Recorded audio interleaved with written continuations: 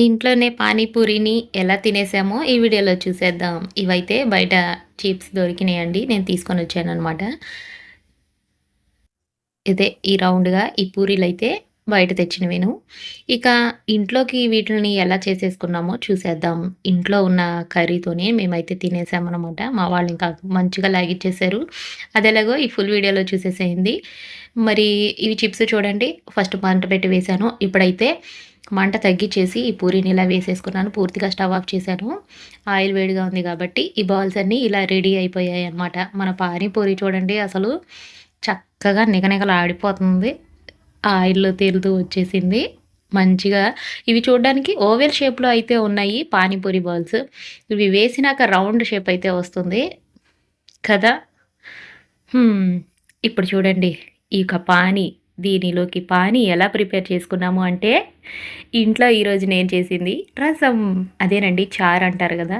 ఈ మిరియాల రసంతోటి అక్కడ దొరికేది బయట దొరికేది కూడా ఇదేలెండి. ఈ టైపే చేస్తారు. కాకపోతే పుదీనా వేసి ఇంకొంచెం వేరుగా ఉంటదిది. ఇక ఇంట్లో మనం చేసుకున్నాం గాబట్టి, ఈ రసము ఇంకా స్టఫింగ్ కోసం ఇదిగో ఆలు ఫ్రై గూడా తెచ్చేసుకున్నాము. ఇక మా వాళ్ళు అస్సలు ఆగలేదు. ముందు అన్నం తినండి అంటే అస్సలు ఊరుకోలేదు. ఇవి వేసిందాకా ఊరుకోలేదు. సరే రసం ఉంది కదా అని చెప్పి నేను పానీపూరిని ఇలా ఇంట్లోనే ఈ విధంగా అయితే చేసి ఇచ్చాననమాట. తినేసారు చకచక. ఇంకా ఆపలేదు. తక్కువే ఏసాను. మళ్ళీ అన్నం కూడా తినాలి కదా! అందుకని.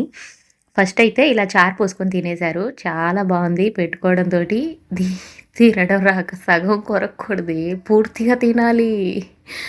ఇప్పుడు చూడు ఇలా స్టఫింగ్ వేసుకొని ఇంకొకసారి ఇలా టేస్ట్ చేస్తారంట. నెక్స్ట్ బాల్ అయితే స్టఫింగ్ వేసి అయితే ఇచ్చేసాననమాట. ఒకసారి ఇలా ట్రై చేయండి. ఇంట్లో పెద్దలకైనా, పిల్లలకైనా కూడా ఇంట్లోనే ఇలా మనం రసం పెట్టుకున్నప్పుడు ఇలా చేసేసుకొని ఇస్తే రసం తినని వాళ్ళకి కూడా ఇది మంచి అరుగుదలనిస్తది కదా! పానీపూరి రసం కూడా మంచి డైజెషన్ అయ్యేలాగా చేస్తది మనకి.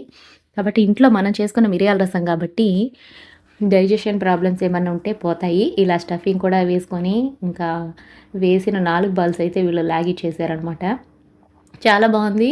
ఒకసారి ఇలా ట్రై చేయండి. నచ్చితే ఒక లైక్ చేయండి.